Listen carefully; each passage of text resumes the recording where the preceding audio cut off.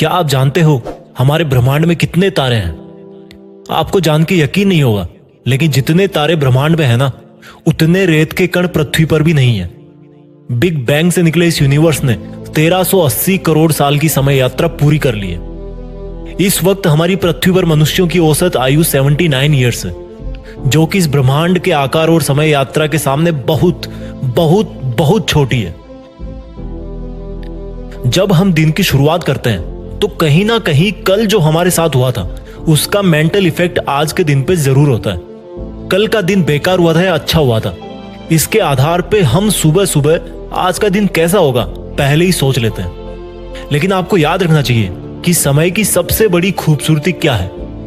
जो एक बार चला गया तो वो सिर्फ यादों के रूप में हमारे दिमाग में रहता है। अब आप में से कई लोग बोलेंगे कि हम अपने बीते हुए टाइम की वजह से आज के वक्त में ठीक से काम नहीं कर पा रहे। मेरे नजरिए में बिल्कुल गलत है।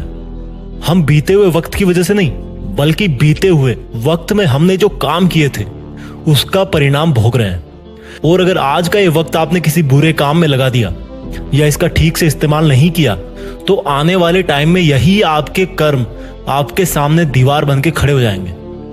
आइंस्टाइन ने अपनी थ्योरी ऑफ रिलेटिविटी में कहा था कि समय भी एक चाल से नहीं चलता है।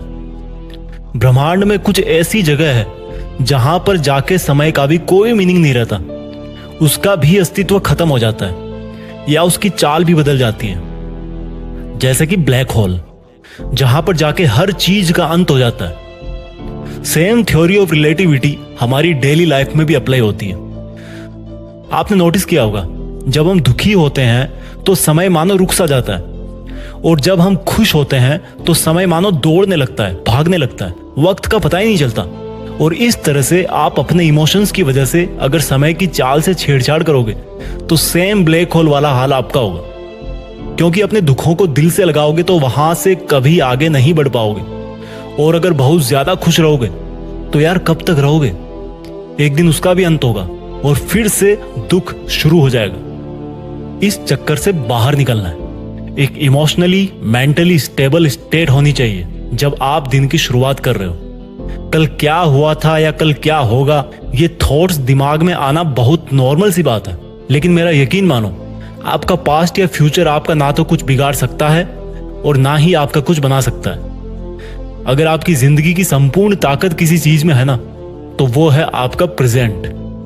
वो प्रेजेंट जिसमें बैठ के आप मेरी बातों को सुन रहे हो, वो प्रेजेंट जिसमें आप हमेशा रहते हो, वो प्रेजेंट जिसमें आप आलस करते हो, रोते हो, गलत काम करते हो, वो प्रेजेंट जिसमें आप खुद के अंदर झांकने की बजाय इस बाहरी दुनिया की तरफ झांकते हो। वापस चलते हैं अपने ब्रह्मांड की तरफ, क्योंकि वहीं से अपनी उत्पत्ति हुई थी।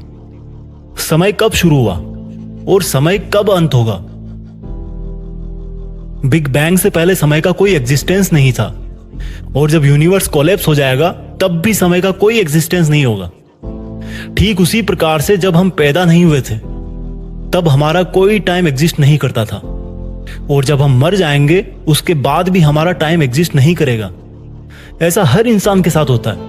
लगभग हर 100 साल में इस दुनिया की पूरी पॉपुलेशन नई पॉपुलेशन के साथ में रिप्लेस हो जाती है। सबका टर्न आता है और चला जाता है, और जिसको कुछ करना होता है ना, वो हमेशा प्रेजेंट में रह के ही करके चला जाता है, आज और इसी वक्त में ही करके जाता है।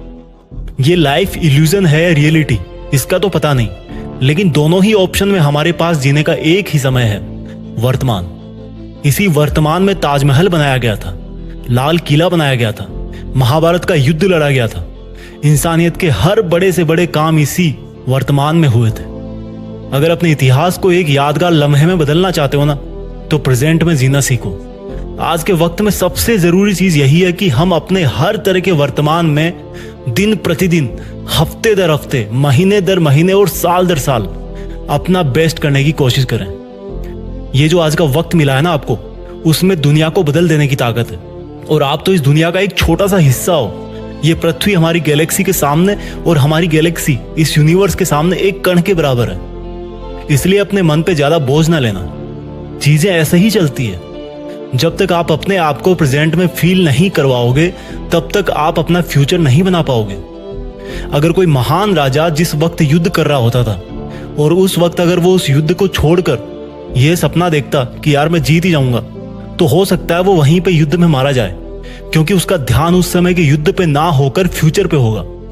इस जिंदगी को भी अपनी बुरी आदतों से, बुरे एक्सपीरियंस से, अपनी चुनौतियों से एक युद्ध मान के चलो, और उस युद्ध में आपका एक छोटा सा और बड़ा ही प्यारा सा पावरफुल हथियार है स्माइल, मुस्कुराहट। हर चीज को, हर लम्हे को गले से लगाकर स्माइल करते हुए लाइफ में आगे बढ़ते जाओ, अपने प्रेजेंट पे ध्यान देते जाओ। तो उठो आज और इसी वक्त, इस वक्त की कीमत पहचाने। आज इसी वक्त कुछ ऐसा करें कि उससे हमारी फ्यूचर की आधारशिला अपने आप रखी जाए।